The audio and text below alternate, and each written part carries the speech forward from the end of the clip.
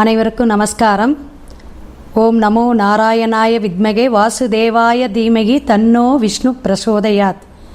புரட்டாசி மாதத்துடைய பலாபலன்களை இப்போ நம்ம பார்க்க போகிறோம். கோவையிலேருந்து கிருஷ்ணவேணிங்க. அஸ்ட்ரோ நெசன் டிவி சேனலை இதுவரை நீங்கள் சப்ஸ்கிரைப் பண்ணலைன்னா சப்ஸ்கிரைப் பண்ணுக்குங்க. ஒவ்வொரு விஷயமும் ஆன்மீகம் ஜோதிஷம் சார்ந்து மிக சிறப்பாக துல்லியமான பலன்களை மாதந்தோறும் அழகாக சொல்லிட்டு வரோம். அதன் வரிசையில் இந்த மாதம் நம்ம பார்க்கக்கூடியது புரட்டாசி மாதத்துடைய பலாபலன்கள் எப்படி இருக்கும் அப்படிங்கிறத பார்க்க போகிறோம். அதற்கு முன்னாடி நம்ம ஒவ்வொரு தமிழ் மாதத்துடைய கிரக பலன்கள் கோச்சாரமாக எப்படி இருக்குங்கிறத நம்ம தெரிஞ்சுக்கிறோம். இப்போ குரு பகவான் எங்கே இருக்காங்க அப்படிங்கிறது எல்லாருக்குமே தெரிஞ்சதுங்க. ரிஷபத்தில் இருக்கார். காலபுருஷனுக்கு 2ஆம் பாவகத்தில் குரு பகவான் இருந்துகிட்ருக்கார், பயணிச்சிட்ருக்கார். மிதுனத்தில் செவ்வாய் பகவானுங்க. புரட்டாசி மாதம் சிம்மத்தில் புதன் பகவான் இருக்கிறார். சூரியனும் சுக்கரன் கேது இவங்க எல்லாருமே கன்னியில் இருந்துகிட்ருக்காங்க. ராகு பகவான் மீனத்திலையும் சனி பகவான் வக்கரம் பெற்று கும்பத்திலே இருக்கார். இப்படி கிரகங்கள் 9 கிரகங்களும் 12 கட்டத்துக்குள் அடக்கமாக எப்படி அடைவாயி அந்த மாதம் எப்படி பலாபலன் ஒவ்வொரு ராசிக்காரர்களுக்கு அப்படி பிரித்து பலனை கொடுக்கக்கூடிய அமைப்புங்க. கோச்சார கிரகங்கள் பயணிக்கக்கூடிய விஷயமும் ஜனன ஜாதகத்தில் இருக்கக்கூடிய விஷயமும் எப்படி அப்படிங்கிறத வச்சு தான் நம்ம மாத பலன் கணிக்கிறோங்க. அப்படி பார்க்கும் பொழுது 17ஆம் தேதி செப்டம்பர் மாதம் சிறப்பாக புரட்டாசி மாதம் பிறக்குதுங்க. அடுத்து பார்த்திங்கன்னா 14ஆம் தேதி புரட்டாசி 14ஆம் தேதி புதன்கிழமை மிக அற்புதமான அக்டோபர் 2ஆம் தேதி சர்வ மகாலய அமாவாசை. இந்த அமாவாசை மாகாளய அமாவாசையை பற்றி தர்ப்பணம் திதி எப்படி கொடுக்கணுங்கிற தனி வீடியோவோ போடலாம். அத்தனை விஷயங்கள் அதில் அடங்கி இருக்குதுங்க. திலஹோமத்துக்கு சிறப்புங்க. திதி தர்ப்பணம் கொடுக்காதவங்க இந்த ஆண்டு வரக்கூடிய மிக சிறப்பான புரட்டாசி மாதம் இந்த அமாவாசை தர்ப்பணம் எல்லாருமே கொடுத்துருங்க. முன்னோர்களுடைய சாபம், முன்னோர்களுடைய ஜென்ம தோஷம் எல்லாமே தீரக்கூடிய அமைப்புங்க. மாத்திரு பித்திரு தோஷம்பாங்க. இதெல்லாம் முன்ஜென்ம கருமா, முன்னோர்களுடைய சாபக்கேடு, முன்வழியில் நம்ம ஏதாவது வச்சுருந்தோம்னா பாக்கியாக அதெல்லாம் நம்ம நிவர்த்தி பண்ணக்கூடிய காலகட்டங்கள். அப்போ தர்ப்பணம் கொடுக்கக்கூடிய இந்த அமைப்புக்கு புரட்டாசி மாதம் ரொம்ப விசேஷங்க. அதை விட ஒவ்வொரு விஷயத்துக்கும் அதில் சூட்சும ரகசியங்கள் இருக்குது. இதை விட இன்னும் சிறப்பு அப்படின்னு பார்த்தீங்கன்னா 3/10/2024 வியாழக்கிழமைங்க நவராத்திரி பூஜை ஆரம்பமாக கொலு வைக்கக்கூடிய விசேஷமான அந்த 7 நாட்கள் தேவி பாகவதமெல்லாம் நம்ம சொல்லணும், படிக்கணும். தேவி மகாதேவி தாயார் அவதாரம் தினம் அப்படிங்கிறோம். 11/10/2024 மிக சிறப்பாக வெள்ளிக்கிழமை சரஸ்வதி பூஜை. மகா நவமி அன்று நமக்கு இந்த ஆயுத பூஜை சரஸ்வதி பூஜை பிறக்குது. ரொம்ப சிறப்பான விஷயம். 12/10/2024 விஜயதசமிங்க சனிக்கிழமை பிறக்குது. ஞாயிற்றுக்கிழமை ஸ்ரீ வைஷ்ணவி விஜயதசமி. புது தொழில், வேதங்கள், உபநடனம், கல்வி சார்ந்த விஷயங்கள்லாம் ஆரம்பிக்கிறதுக்கு விசேஷமான நன்னாள். இப்படி விசேஷமான நாட்களாக புரட்டாசி மாதம் நம்ம எல்லாரும் கொண்டாடணும்.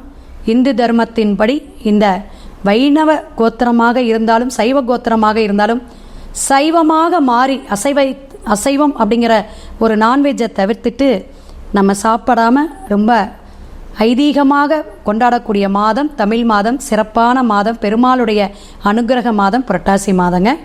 எல்லாருமே வைபோகமாக கொண்டாடுவோம். விசேஷமான இந்த மாதத்தில் ஒவ்வொரு ராசிக்காரர்களுக்கும் மேச முதல் மீனம் வரை தனித்தனி பலாபலன்கள், பரிகாரம், எந்த பெருமாள் கோயிலுக்கு நீங்கள் போகணும் அப்படிங்கிறத கோச்சார கிரகத்தை வச்சு தான் நம்ம சொல்கிறோம். இது பொது பலனுங்க. ஜனன ஜாதகத்தில் இருக்கக்கூடிய உங்களுடைய கட்டத்தில் இருக்கக்கூடிய கிரக அமைப்பை வைத்து தான் துல்லியமாக பலனை நம்ம சொல்ல முடியும். அதற்கு என்னோடய ஃபோன் நம்பர் டிஸ்பிளேயில் வந்துட்டுருக்கு. நீங்கள் ஃபோன் பண்ணி உங்களுடைய ஜாதகத்துடைய முழு விவரம் பலாபலனை கேட்டுக்கலாம். புரட்டாசி மாதத்துடைய பலாபலன்களை ஒவ்வொரு ராசிக்காரர்களுக்கும் மிக சிறப்பாக அற்புதமாக சொல்லிகிட்டு இருக்கோம். விருச்சிக ராசி நேயர்களுக்கு இந்த புரட்டாசி மாதம் எப்படியெல்லாம் தமிழ் மாதம் கொடுக்க போகுது, என்ன மாற்றத்தை ஏற்படுத்த போகுது அப்படிங்கிறத பார்ப்போங்க. எதையுமே ஒரு சூட்சுமமாக ஒரு முன் யோசனையோடு செயல்படக்கூடியவங்க, குடும்பம் ஒற்றுமை எல்லாரும் நமக்கு வேணும் அப்படின்னு நினைக்கக்கூடியவங்க விருச்சிக ராசி. இருப்பினும் அப்பப்போ மனக்குழப்பமும் மன தெளிவும் கொண்டு வரணும். உங்ககிட்ட ரொம்ப சிரமப்படணும். உறவுகளிடையே சில சிக்கல்கள் பல பிரச்சனைகள் ஓடிட்டு இருந்திருக்கும். அதெல்லாம் இந்த புரட்டாசி மாதம் நல்லா ஆயிருங்க. அதே போல் குடும்பத்தில் ஒரு புதிய வரவு, தனவரவாக இருக்கலாம், அல்லது ஒரு பொருள் சார்ந்த விஷயத்தை இந்த மாதம் கொடுக்க போகிறார் எம்பெருமான். வைணவ பெருமாள்லாம் வழிபாடு பண்ணக்கூடிய இந்த புரட்டாசி மாதம் ஒரு நல்ல மாற்றமான உங்களுடைய எந்த ஒரு திட்டமாக இருக்கட்டும், தொழிலாக இருக்கட்டும், புதிய முயற்சிகளுக்கெல்லாம் ஒரு மாற்றத்தை ஏற்படுத்தக்கூடிய காலகட்டமாக இருக்குங்க. குரு பகவான் வக்கரகதியில் இருக்கிறார், இதெல்லாம் நம்ம கேட்டிருக்கோம். ஸோ ஒவ்வொரு விஷயமும் நம்ம கிரக கோச்சாரத்தை வச்சு தான் சொல்கிறோம். அப்போ சுக்கிரன் நீச்சமாக இருந்து சில விஷயங்களை நீங்கள் தடுமாறிக்கிட்டு இருக்கக்கூடிய காலகட்டம்லாம் இருக்குது. அது இந்த மாதமும் ஓரளவு சரிபாகக்கூடிய அமைப்பு. ஏன்னா கணவன் மனைவியிடையே ஒற்றுமை இருக்காது. ஏதாவது பிரிஞ்சு தொழிலில் ஏதாவது ஒரு இடத்துல வேலை செஞ்சுட்டு இருப்பாங்க, நீங்கள் ஒரு இடத்துல இருப்பீங்க. அப்போ இந்த குடும்ப பிரிவினை அப்படிங்கிறத பிரச்சனைகள் ஓடிட்டுருக்கும். இதெல்லாம் இந்த கேதுக்கு சுக்கிரன் நீச்சமான விஷயம். இன்னும் சில காலங்கள் போகக்கூடிய காலகட்டங்கள் தான் அப்படின்னு சொல்லலாம். ஏன்னா ஒரு மாத பலன் அப்படிங்கிறதே அந்த 30 நாள் நகர்வுகள் கொண்டு சூரியனுடைய எந்த கட்டத்தில் உட்காருதோ அதை வச்சு நம்ம சொல்கிறோம். ஸோ இந்த மாதிரி அமைப்பெல்லாம் நம்ம வச்சு சொல்லும்போது விருச்சிகத்துக்கு சில விஷயங்கள் மாற்றத்தையும் சில விஷயங்கள் தடுமாற்றத்தையும் கொடுக்கக்கூடிய காலகட்டங்கள் தான் அப்படிங்கிறத தெரிஞ்சுக்கணும். ஏன்னா குரு பகவான் சமசப்தமாக இருந்து பார்த்துட்டு இருந்தார்.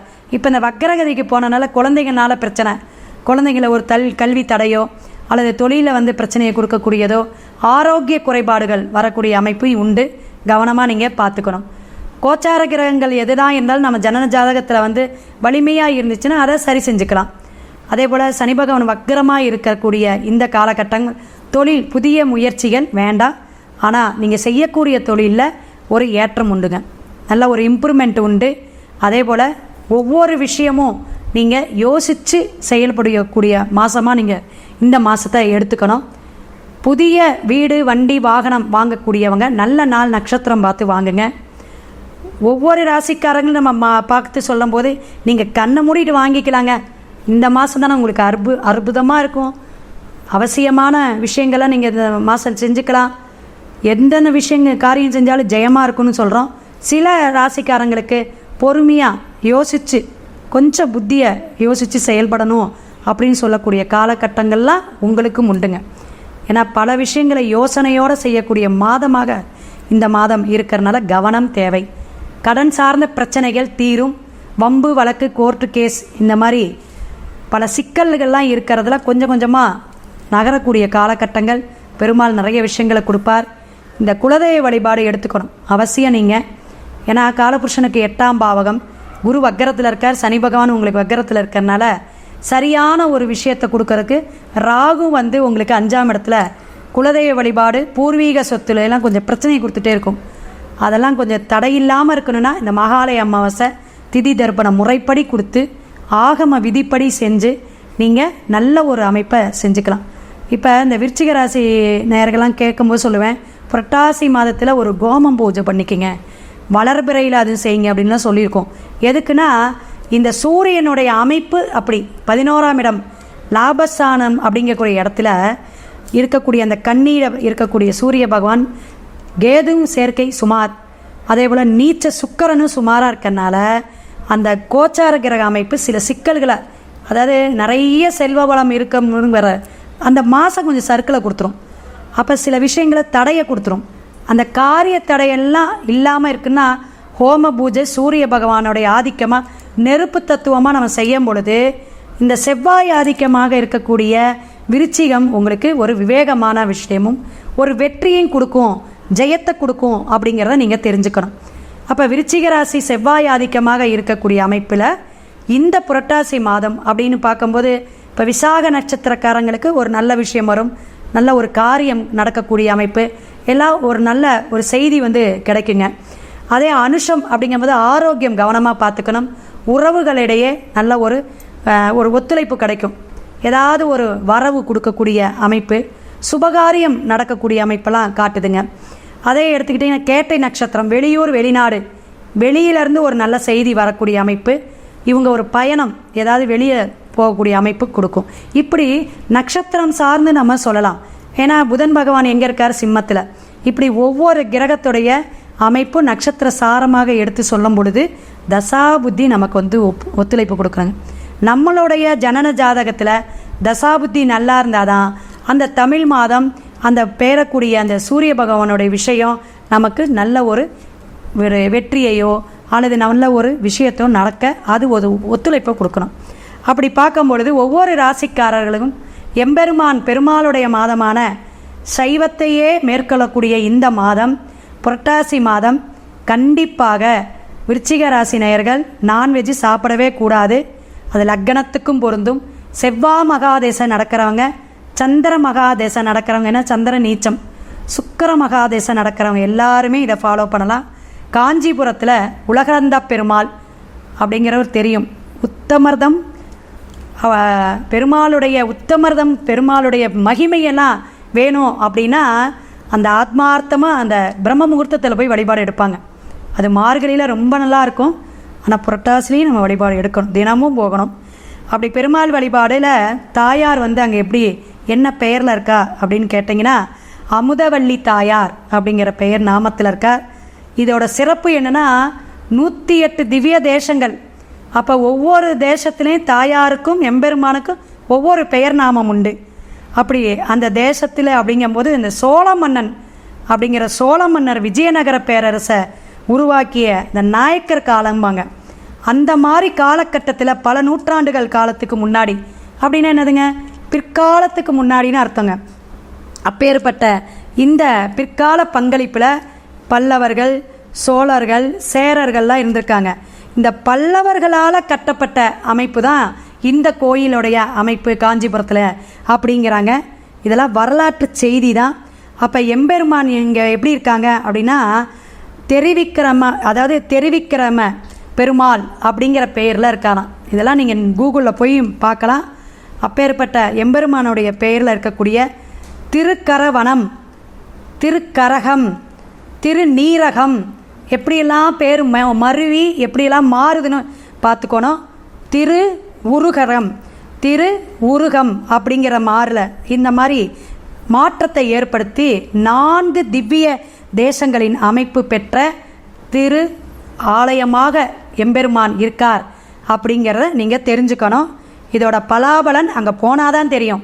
சும்மா இங்கேருந்து நம்ம பார்த்துக்கிட்டோ கேட்டுக்கிட்டலாம் கிடைக்காது. அந்த மண்ணை மிதித்து அந்த பெருமாளுடைய கலிய பெருமாள் நீலகண்ட பெருமாளுடைய வழிபாட்டை சிறப்பாக தர்மராஜ பெருமாள் வழிபாடும் அங்கே இருக்குது.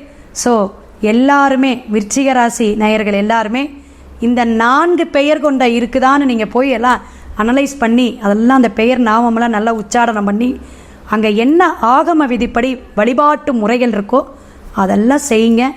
எல்லா ஆசீர்வாதமும் எம்பெருமானுடைய அனுகிரகமும் அருள் ஆசையும் நல்ல செல்வ வளமும் சுபிக்ஷமும் கிடைக்கட்டும் அப்படின்னு வாழ்த்தி வணங்கி சிவாய நம. திருச்சிற்றம்பலம்.